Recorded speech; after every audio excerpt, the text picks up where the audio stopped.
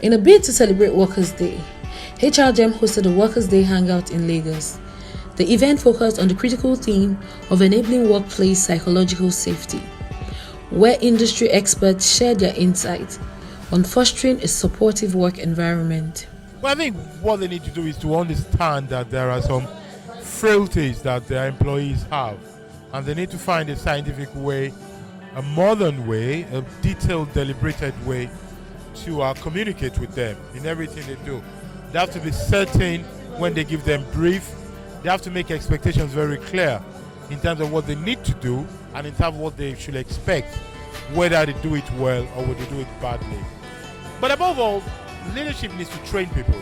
They need to train people because management is not a natural skill, it's an acquired skill. They also need to build leaders of the future in their company. Then they need to create a culture of the company that is different from the culture of the society, so that when you enter that company, you deal with that company, you are being guided by the culture of the company. Discussions revolved around fostering wellness, emotional support, behavioral science principles, and connecting with the Gen Zs to promote a positive work environment. So there's a lot that we've got to do in the workplace with regards to human beings. And I know that most organizations are about the bottom line and the money that they're getting, and that's why they've hired me. But the chances are, if I am emotionally stable and my mental well-being is top-notch, I will be able to deliver better, and that bottom line will still be achieved. The truth is, if I am not emotionally stable and my mental well-being is scattered, that bottom line will still not be met. So which one would you rather have? So I personally think that leaders first need to be healed, and then they can lead others to their healing. I think one of the ways that Gen Z talent is a little bit different from older generations is that they are more outspoken, they're more vocal. Again, mentioning that this generation is more value-based than previous ones. They want to have clarity from their employers that their employers are committed to equipping them with the skills that are required to thrive at work. And so, for example, if you have a manager who transfers aggression, right, because it comes from the top down as well as it goes from the bottom up. If you have an employer who transfers aggression and is unable to communicate clearly, unlike older generations that might go home and have that conversation with their wives or their husbands, Gen Z talent is going to openly communicate the lack of awareness around the way that conversation is being had in order to drive an end so that they're able to work more productively. Employees to have an awareness of the need for a very solid workplace wellness culture, and I think it takes implementing policies, putting programs in place for the employees that take into consideration their work life. You know, one of the things I spoke about was the importance of understanding your employees' life outside of the workspace. What goes on at home matters. What's going on in their marriages, in their lives, with their health, all these things matter. And giving your employees access to coaching, access to therapy, access to EAP programs, access to healthcare, access to exercise and fitness, tips on healthy eating, tips on movement, on staying active during a workday. There are a lot of low-cost ways to implement workplace wellness policies in the workspace. Attendees were actively participating, exchanging ideas, and absorbing valuable insights to implement in their respective workplaces. What I've seen over the years is that you cannot give what you don't have. So in handling a toxic environment, let us know that it is people there that make it toxic. So you as a person need to detoxify yourself. You need to bring the best version of yourself to the office every day. Again, there is a need for you to empathize with people. Why are they behaving the way they're behaving? When you have empathy, you understand them, you'll be able to react to them in the right way. I've also learned over the years, you can't control how people behave, but you can control how you react to the things they do.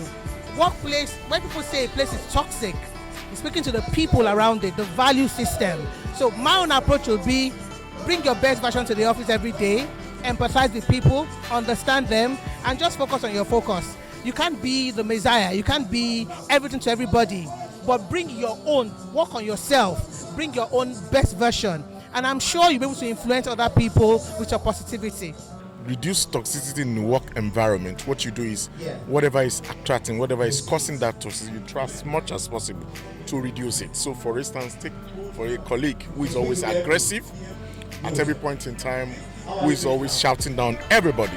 So what you do, you don't give room for that colleague to have that opportunity to shout or to talk down anybody, because the more you give that person that opportunity, the more he's going to become arrogant, the more it's going to become toxic, the more it's going to almost one day want to blow everybody.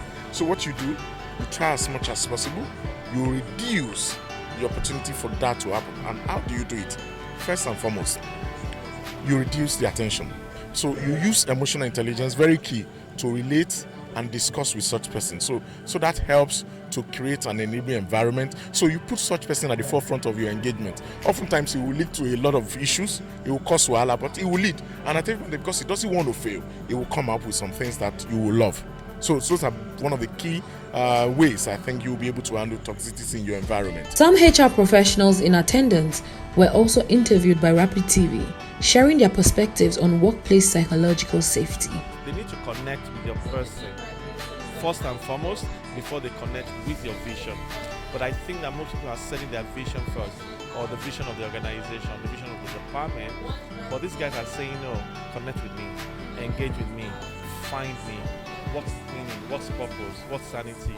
Do you understand how I am thinking about all of those things?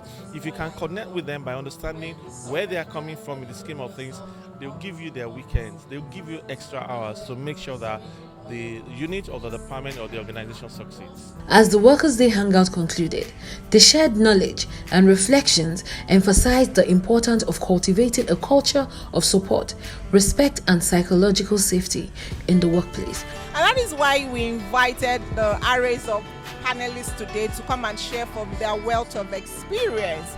We had Maje, who is a corporate wellness guru. We had Professor Kila, who is also a professor and spoke largely to toxicity and ending bad behavior in the workplace. So for us, it's really around having the conversation first around self-awareness.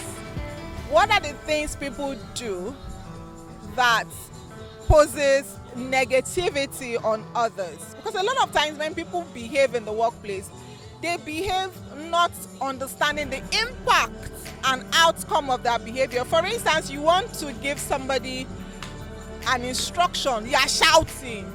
That's a behavior. Shouting on people, but it's the wrong behavior. But lack of self-awareness to know that shouting is not acceptable. So we are here to create that awareness. So you don't have to shout to give instructions or to give feedback, but rather there are positive ways to communicate better that empowers people in the workplace instead of bringing them down in the workplace. So really there are lots that we can do, and that is a vision of HR Gems, partnering with different organizations, creating more self-awareness on what we can do differently to create positive work environment where people can actually bring their best self to work, because honest truth is it improves productivity and business performance. My name is Erica John, reporting for Rapid TV.